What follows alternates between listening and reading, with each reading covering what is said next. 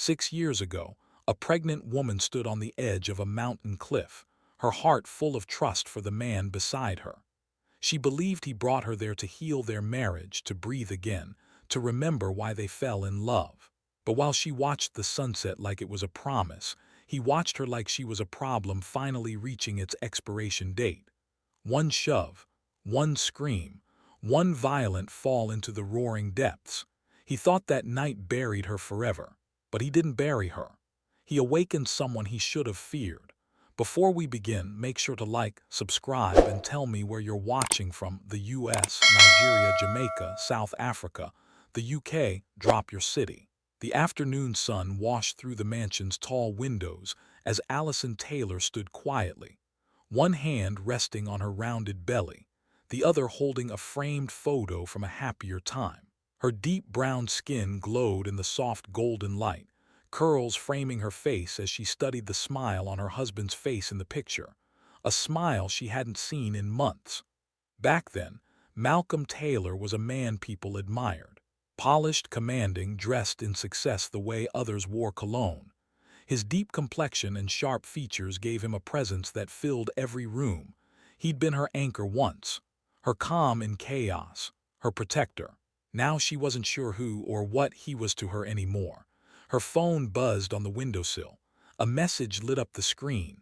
"Malcolm, coming home early. We need to talk." Her heart tightened. Those words could heal or destroy. She wasn't sure which one waited for her. She adjusted the soft cream dress hugging her belly and tried to steady the rhythm of her breathing. When Malcolm walked through the door, he looked exactly as she remembered: perfect suit, smooth stride, confidence pressed into every line of his body. Yet when his eyes landed on her, something cold flickered before he replaced it with a tender smile. "Hey," she whispered softly. "We really need to talk," he said, shrugging off his jacket.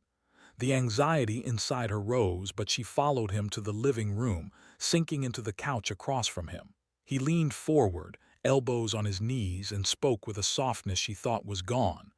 "I know I've been distant, distracted, but I want to fix things, Allie. I want us back." The relief that poured through her was overwhelming. Tears filled her eyes. Finally, the man she loved was reaching for her again. Then he pulled out a small envelope.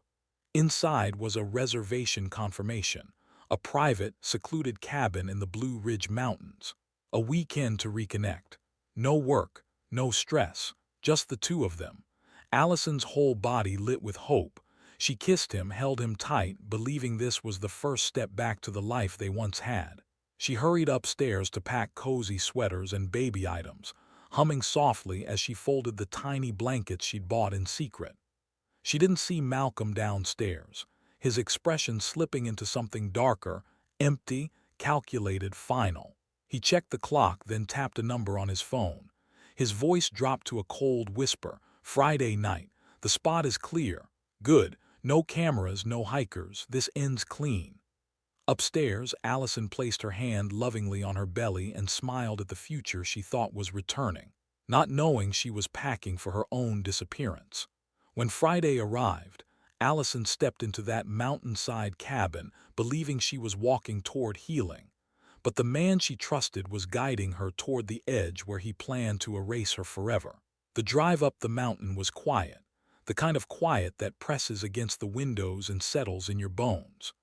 Allison rested her hand over her belly, watching trees blur past as the road wound deeper into the woods. Malcolm kept his eyes forward, jaw tight, fingers tapping the steering wheel in a steady, impatient rhythm. "Allie," he finally said, voice calm but strangely hollow, "this trip is going to help us. I promise." She nodded, forcing a smile. She wanted to believe him desperately. For weeks, she'd prayed for this moment, prayed for her husband to remember the warmth they once shared. And now, being tucked away together in a cabin overlooking the world felt like an answered prayer. But something in the air felt off, like the trees themselves were holding their breath. The cabin was beautiful: wooden beams, a stone fireplace, windows overlooking a valley so deep it looked like the earth had been carved open. Allison stepped inside, rubbing her arms as an unexpected chill settled across her skin. "This place is perfect," she said softly. "It is," Malcolm replied, though his tone felt too flat, too measured. They unpacked, ate a simple dinner, and spent the evening sitting near the fire. Malcolm was distant but polite, offering small touches, a hand on her shoulder, a kiss on her temple, gestures that felt practiced rather than heartfelt. Yet Allison accepted them because love makes you hopeful, even when logic warns you otherwise. Later that night, as she crawled into bed, she heard Malcolm outside on the deck. His voice was low, tense, controlled. "Yeah, tonight, no, she won't know a thing. The trail's quiet. No hikers after sunset." Her breath caught. Her pulse thudded painfully in her throat. She moved away from the window, shaking her head. No, she had to be imagining this. Maybe he was talking about business, land deals, investments, development, things he often discussed late at night. But deep in her chest, something tightened, something she couldn't ignore. The next morning, the sun rose over the valley like it was painting a farewell across the sky. Malcolm made breakfast, something he rarely did at home, and Allison tried to let herself enjoy the moment. Tried to trust, tried to breathe. "Let's take a walk," he said, a simple sentence, a gentle tone, a death sentence wrapped in warmth. She didn't hesitate, didn't question. She slipped on her jacket, tightened her boots, and followed him outside. The trail wound upward, higher and higher, until the cabin disappeared behind them. Birds chirped somewhere above, the wind brushed against her skin, and light filtered through the trees like scattered gold. It was beautiful, heartbreakingly beautiful. Malcolm walked ahead, glancing back only to say, "Almost there." "Where?" she asked, laughing lightly, catching her breath. "You'll see." They reached a clearing that opened onto a cliff overlooking miles of forest. The drop was steep, jagged, hungry. The wind roared like something alive. Allison stepped forward, mesmerized by the view. "It's incredible," she whispered. Behind her, Malcolm's breathing shifted. He wasn't admiring the horizon. He was positioning himself. "Allie," he said softly, almost too softly, "I'm sorry." She turned just in time to see his hand coming toward her. A shove, violent, unexpected, slammed into her back. Her scream tore from her throat as the world flipped upside down. The sky spun. The cliff vanished. The wind ripped past her, carrying her helpless cry into the void. Then the river swallowed her whole. Under the crashing water, Allison's body sank, but fate wasn't finished with her yet.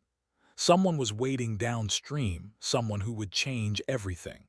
The river crashed over her like liquid stone, dragging her deeper with every violent pull. Cold seized her lungs, darkness squeezed her vision, and the world spun in a frantic, merciless blur.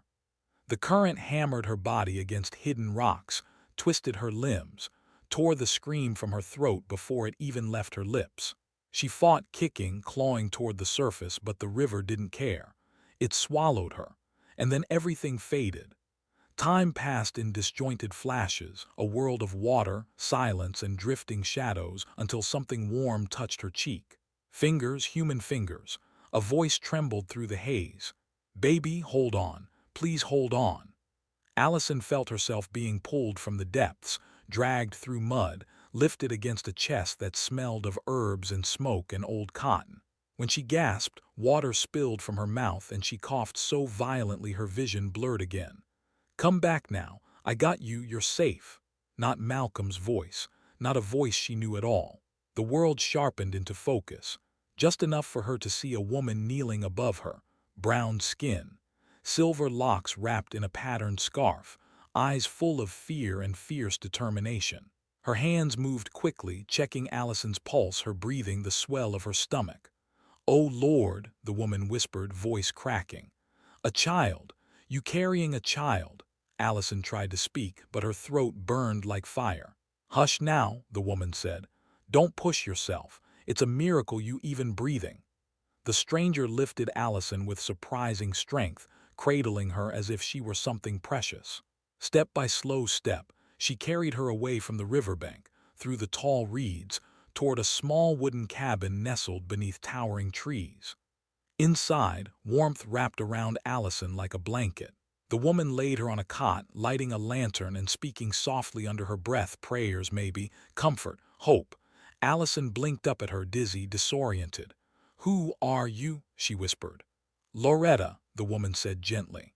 "Loretta Green, and you're safe now. I'm gonna take care of you. Safe." The word didn't feel real. Pain throbbed through Allison's body, her ribs, her back, her head.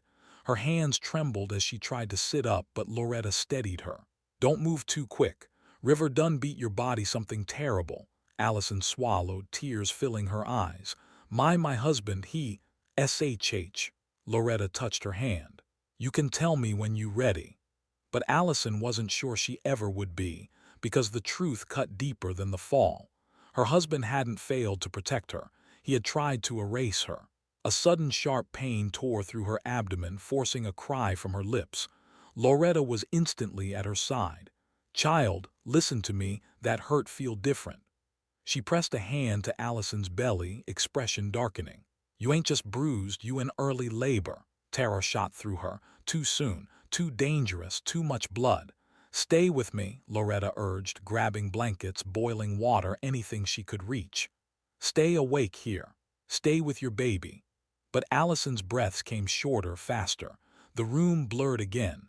The firelight dimmed. Her fingers slipped from the quilt as exhaustion pulled her under. Her last whisper was a broken prayer. "Please, please don't let my baby die."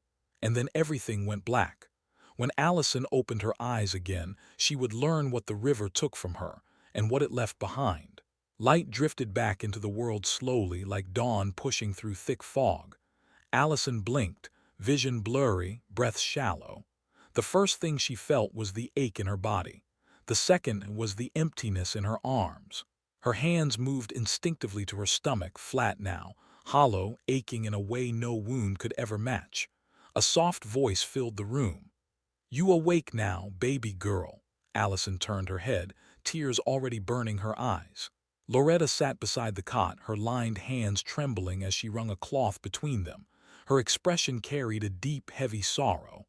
Where's my baby?" Allison whispered, voice barely a breath. Loretta's eyes glistened. "Oh, sweetheart."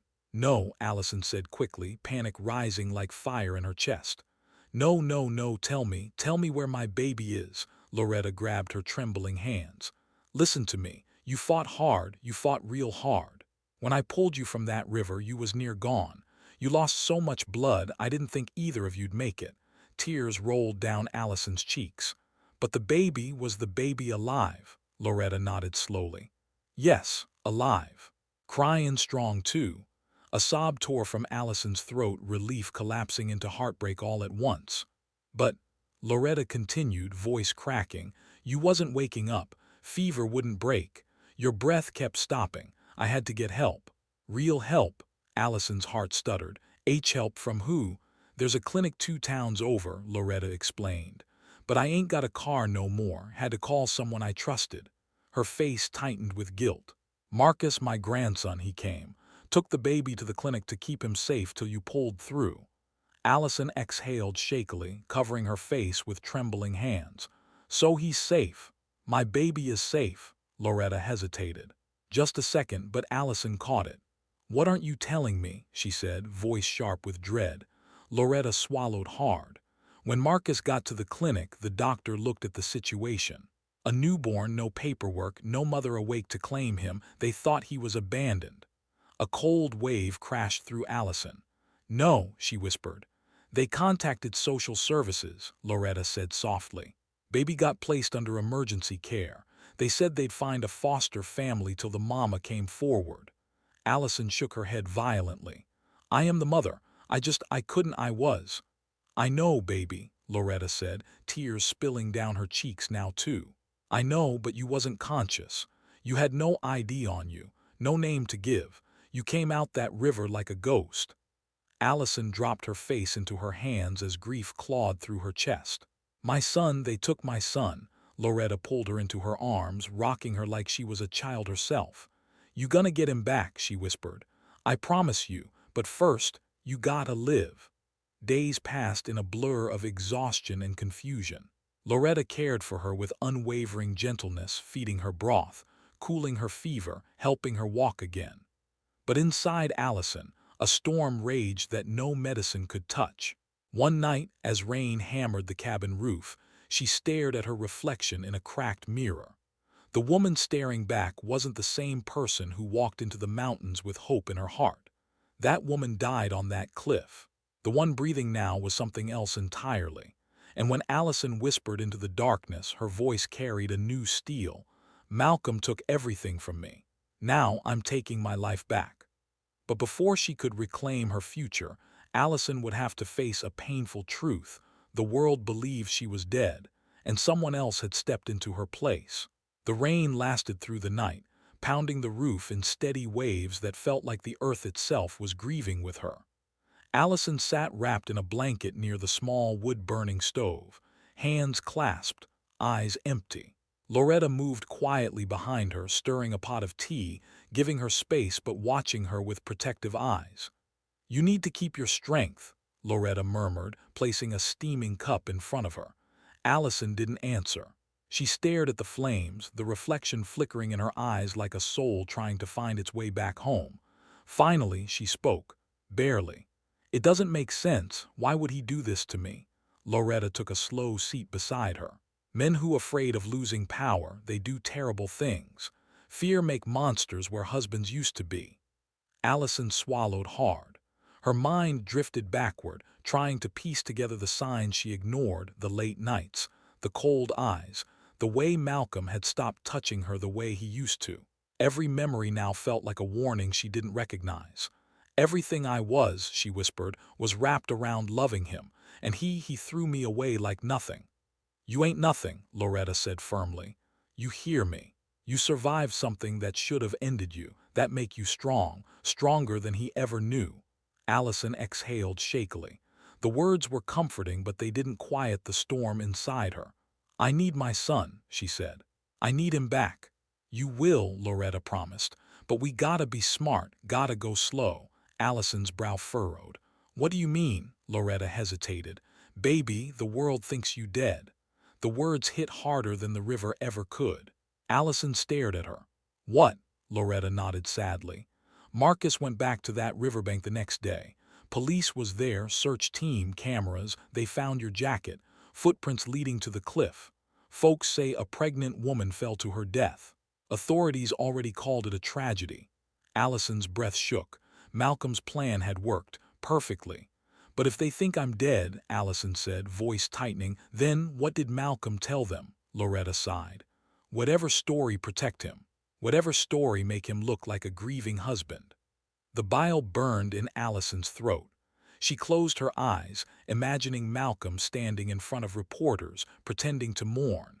Pretending he'd lost the woman he swore to love. Pretending he wasn't the reason she almost died. Loretta reached for her hand. "You got a choice now. Come back from the dead and walk into his world again, or lay low, heal, and wait for the right moment to strike." Allison stared at the flames again, but this time there was something new in her eyes. Not grief, not fear, purpose. "Loretta, if the world thinks I'm dead, then Malcolm doesn't know I'm alive." "That's right. And if he doesn't know I'm alive, I can move without him seeing me." Loretta gave a small nod. "You learnin'." Allison lifted her chin, a quiet strength rising through her. "He took my child, he stole my life, but he doesn't get to win." Loretta smiled, proud. "There she is. The fighter I knew was in you." But just as Allison felt the first spark of power return to her veins, the door to the cabin swung open. Wind rushed inside, and with it, Marcus stepped in, face tense, soaked from the rain. Loretta stood immediately. "Boy, you scared me half," Marcus cut her off, eyes fixed on Allison. "We've got a problem." Allison's heart slammed. "My baby, did something happen?" He shook his head. "Not that. Something else." He held up a folded newspaper. Allison stared at the headline, and her world shifted again. Because on the front page was a photo of Malcolm smiling beside another woman, a woman wearing Allison's wedding ring. Allison stared at the newspaper as if it were a weapon pressed against her throat. Her wedding ring, her ring, glistened on another woman's hand. The photo was taken in front of the Taylor Foundation's new headquarters, with Malcolm smiling like a man untouched by tragedy. And beside him stood a woman with caramel brown skin, styled hair falling over her shoulders, and a smirk that spoke of ownership. Vanessa, Malcolm's assistant. The woman Allison always suspected but could never prove was more than a coworker. Her fingers trembled as she traced the image. He didn't even wait, Marcus exhaled sharply. He didn't just move on, he rewrote the whole story. What do you mean? Allison asked. He unfolded the paper to reveal the article beneath the photo. Malcolm Taylor, grieving husband, announces charitable initiative in honor of his late wife. Allison felt sick. He used you, Marcus said, anger rising in his voice. Your death is boosting his public image, donations pouring in, sympathy everywhere. And that woman, he jabbed a finger toward the photo, she's playing the role you left behind. Loretta placed a steadying hand on Allison's shoulder. Baby, don't let that picture break you. That woman ain't got your soul. Allison shook her head in disbelief. But she has my life, my husband, my ring, my name in her mouth. Her pulse throbbed in her ears as she scanned the article again. Vanessa Carter, longtime colleague and close family friend, has been an essential source of comfort during Mr. Taylor's period of mourning. Comfort. Family friend. She nearly laughed, a broken, bitter sound. Marcus paced the small room. This wasn't an affair born last week. This woman been in his world long before the mountains. Allison folded the paper, her hand still trembling. He wanted me gone so he could replace me. He threw me away like trash and she just stepped in. Loretta knelt in front of her. You hear me, Allison? That woman ain't replacing you. A mistress wearing a stolen ring don't make her a wife. But the world believes her, Allison whispered. The world believes everything he says. Marcus stopped pacing. Not everyone. Allison lifted her head. What do you mean? Marcus hesitated for a long moment before answering. There's someone in Malcolm's circle, someone who saw more than they should have, someone who doesn't believe the story he told. Allison blinked. Who? He shook his head. Not yet. I need to be sure they're safe before I bring them into this. A heavy silence settled. Allison pressed the newspaper to her chest, her nails digging into the edges. The grief she'd felt over losing her son, the terror of nearly dying, the betrayal of the man she loved, it all twisted into something new. Not rage, not despair, direction. I won't hide forever, she said softly. I won't stay dead just because it's convenient for him. And I won't let Vanessa live my life while my son grows up believing he's nobody. Marcus nodded slowly. Then we move carefully, smart. We find your baby and we take back what's yours. Loretta squeezed her hand. But first, you need a new identity, a new name, a new face even. You can't walk into his world as Allison Taylor. The thought shook her. What would I be then? Loretta looked at her with sad, understanding eyes. Someone reborn. Thunder rumbled outside, shaking the window frames. And for the first time since the fall, Allison felt something like power settle inside her bones. She wasn't just surviving. She was coming back.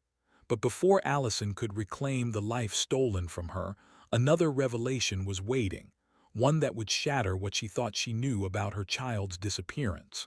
Rain thinned into mist the next morning, leaving the world damp and quiet, as if nature itself was holding its breath. Allison sat at the small wooden table, fingers tapping anxiously. Marcus had been gone since sunrise, promising answers, promising clarity, but hours passed with no sign of him. Loretta sliced fruit in the kitchen, her movements slow and thoughtful. He'll be back soon, she said gently. That boy don't make promises he can't keep. Allison nodded, though worry gnawed at her. She had already lost too much. She couldn't lose hope now. The door finally creaked open and Marcus stepped inside, soaked, exhausted, but carrying a thick file in his hand. His expression told her everything before a word left his mouth. Allison, he said quietly, you need to sit down. Her stomach flipped. Just tell me. Marcus pulled out a printed form, an adoption intake report, a baby boy, found near a river community. No identification, no mother present, healthy but alone. Her breath hitched as she reached for the document. Her fingers grazed the page before Marcus gently held it back. There's more, he said. He slid a photograph across the table, a tiny infant wrapped in a hospital blanket, small chest rising and falling peacefully. Tears instantly blurred Allison's vision. "That's him," she whispered. "That's my son." Loretta placed a steadying hand on her back as Allison traced the little face in the picture, memorizing every feature. "Where is he?" she asked. Marcus exchanged a painful glance with Loretta before answering. "He was transferred." "Transferred?" Allison's voice shook. "To who?" "A foster family," Marcus replied. "It was supposed to be temporary, but when they thought you were gone, the timeline changed." Allison's pulse pounded in her ears. "What timeline?" Marcus swallowed hard. "Your son was fast-tracked for early adoption." The words cracked through her like ice splitting glass. "No," she whispered. "No, they can't just give him away. He has a mother." "They don't know that," Marcus said. "All they know is a baby was found with no parent to claim him." Tears streamed down Allison's face. "What name did they give him?" Marcus handed her another paper. A name printed in bold letters stared back at her, unfamiliar, chosen by strangers. She mouthed it painfully. "That's not his name." Loretta squeezed her shoulder. "Baby, names can be changed. Situations can be undone. What matter is he alive?" Allison clutched the papers to her chest, fighting to breathe past the ache clawing through her. "Where is he now?" Marcus opened the folder again. "With a family in Augusta. Placed with them when he was about 2 months old. It's been years now." The floor seemed to shift beneath her. Years. Her son had grown up calling someone else mama, laughing in someone else's arms, taking first steps in a life she wasn't part of. "Do they know he was taken?" she whispered. "No," Marcus said firmly. "They think they adopted him legally, and from everything I found they've taken good care of him. Real good." That knowledge was both pain and mercy. Allison stared at the documents through trembling hands. Does he know anything?" Marcus shook his head. "He's too young, but he's happy." A tear slipped down Allison's cheek. "And I wasn't there to see it." Loretta pulled her into a tight embrace. "You alive now? That mean you still got a chance." Allison wiped her face, breathing shakily, but determination sparked beneath the sorrow. "I'm going to find him," she said softly. "I don't care how long it takes. I don't care what I have to do. My son will know his real mother." Marcus hesitated, the kind of hesitation that carried weight. "There's something else." Allison tensed. "What?" Marcus pulled out one last photograph, a recent one. A smiling child in a park. A child with Allison's eyes. He slid the picture forward. "I found him," Marcus said quietly. "And Allison, he's closer than you think." Because the little boy in the photo wasn't just living with a new family. He had been brought into Malcolm's world, right under Allison's enemy's roof. The air in the cabin felt too still, too heavy, as if the truth Marcus carried had shifted the balance of the world. Allison stared at the recent photo, her eyes on a little boy running in the grass, a toy airplane held high above his head, joy etched into every inch of him. Her child, alive, growing, laughing. And then she saw it, someone standing in the distance behind him, blurred but unmistakable. Vanessa, her heart seized. Why is she with him?" Marcus lowered his gaze. "Because he's under her care." Allison's blood ran cold. "You're telling me Vanessa is raising my son?" Marcus nodded slowly. "She's listed as the foster liaison, not the adoptive parent, but she has access, influence. The family that took him, they work with one of Malcolm's partner organizations. She visits often." The room spun for a moment. Allison gripped the table to steady herself. "She took my husband," she whispered. "She took my life. And now she's near my son." Loretta stepped forward quickly. "Baby, listen to me. This ain't the time to let anger blind you." But Allison's mind was already racing. Marcus set the rest of the documents on the table. "There's more. Malcolm donated to the family's community center. He's been around the boy, not close enough to notice anything, but enough to be familiar." The breath left Allison's lungs. "No, he can't be anywhere near my child." Her voice trembled, but her eyes hardened. "If he saw him, if he realized who he was—" "He hasn't," Marcus said firmly. "The boy was an infant when he was placed. Malcolm has no reason to connect anything." Allison pressed her palms to her forehead, fighting the panic rising like smoke. This is worse than I imagined. He's living right inside Malcolm's network. Loretta crouched beside her, holding her hands. You can still get him back, but you can't rush this. You go storming into their world, you'll lose everything again. You need a plan, not fire. Marcus nodded. Loretta's right. You need to go in carefully, learn their routines, their patterns. Find a way to get close without revealing who you are just yet. Allison swallowed hard. So what do I do? Walk back into the world as a stranger? Yes, Marcus said. You need a new identity, a new look. You need to be someone they don't recognize. Loretta stood and walked toward her bedroom. She returned with a small box, old, wooden, polished by years of use. This belonged to my sister, she said softly. She used it when she had to leave a dangerous man. Inside is makeup, hair wraps, everything you need to change the way the world sees you. Allison opened the box, fingers brushing over scarves, powders, and faded photographs of the woman who once used them. It felt like holding someone's courage in her hands. Can you really help me become someone else? She whispered. Loretta smiled gently. Baby, you already someone else. You just ain't stepped into her yet. Marcus pulled out a folded sheet. And I found something to help, a job posting. Vanessa's department is hiring temporary staff for an upcoming charity gala. A perfect way to get inside, close enough to watch without being noticed. A spark lit behind Allison's eyes. You want me to go back into their world, disguised, standing feet away from the woman who stole my life? Marcus nodded. Yes, and from inside you'll learn everything you need. Allison looked at the mirror across the room.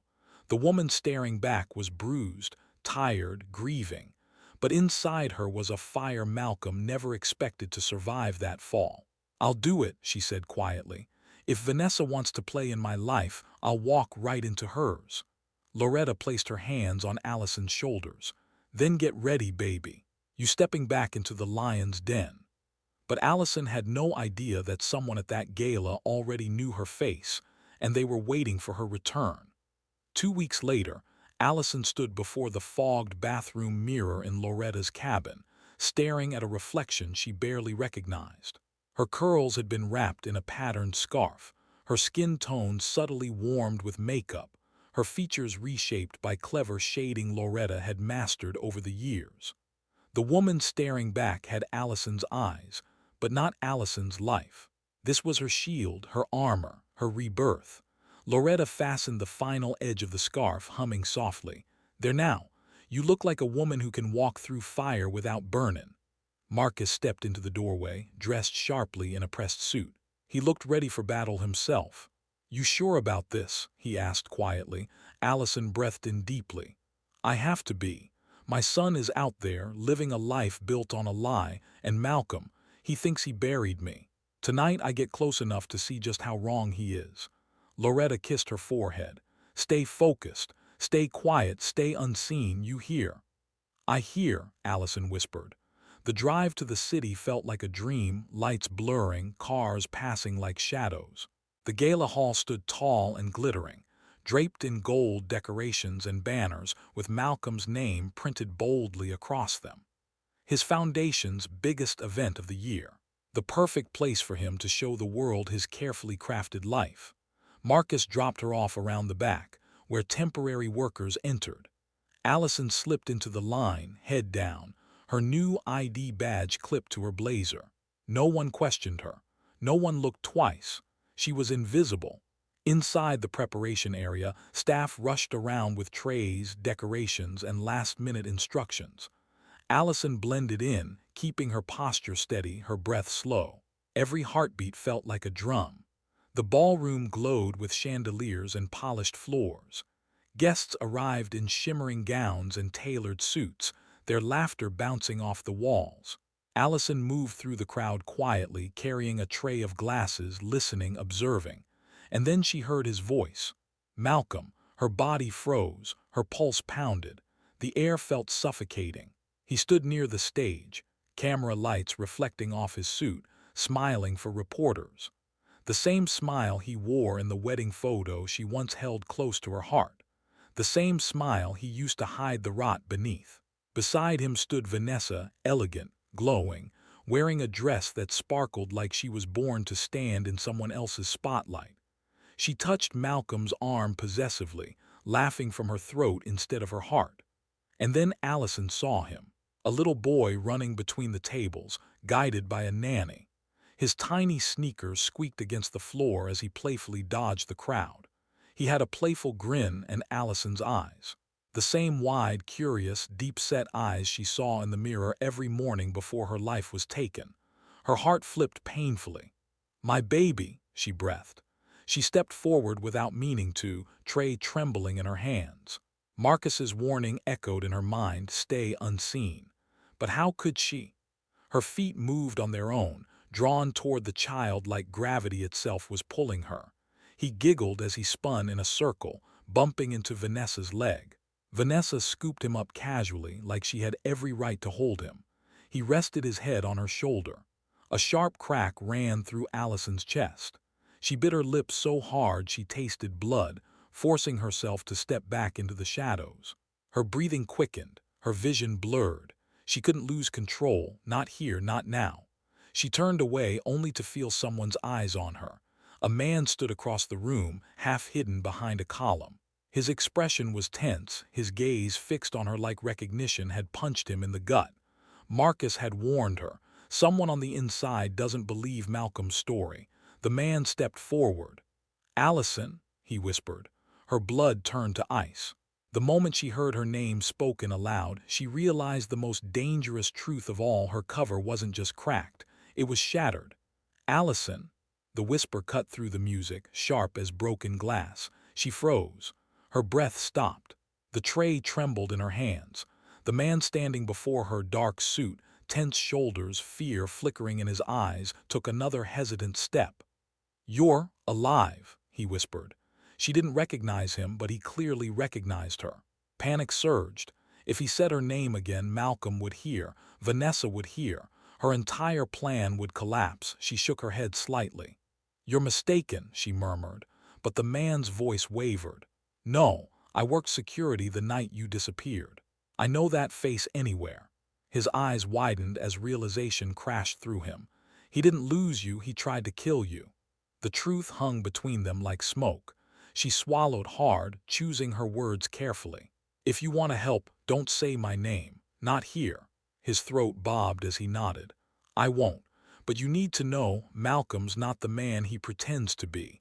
A few of us suspected something wasn't right about that night. The stories didn't match." He exhaled shakily. "I've been waiting for proof." Allison held his gaze, searching for deception. She saw none, only fear and guilt. The kind carried by someone who watched injustice and couldn't stop it. "Then you'll get your proof tonight," she whispered. A voice exploded across the ballroom. "Malcolm," announcing his arrival on stage. Cameras flashed. Vanessa smiled beside him like a queen crowned in stolen jewels. And just feet away played the little boy who didn't know his real mother was hiding in plain sight. Allison stepped closer to the stage, slipping behind a tall floral arrangement. Her heart thudded as Malcolm spoke of charity, family, and the wife he lost too soon. Every word was a lie, each one slicing her open. The security man edged beside her. "What's your plan?" "To end this," she whispered. She didn't mean murder. She meant truth. When the lights dimmed for a tribute video, Allison slipped away from the shadows and moved toward a side door behind the stage, where Malcolm waited between segments. She found him alone, adjusting his tie, rehearsing his grief like a script. For a moment, she simply watched him. The man she once loved. The man who pushed the mother of his child off a cliff without hesitation. Then she stepped forward. He turned, annoyed at first, then confused, then stunned. "Allie," he choked on the name, impossible, unreal, ghost-like. She didn't blink. "Hello, Malcolm," his face drained of life. "You're dead."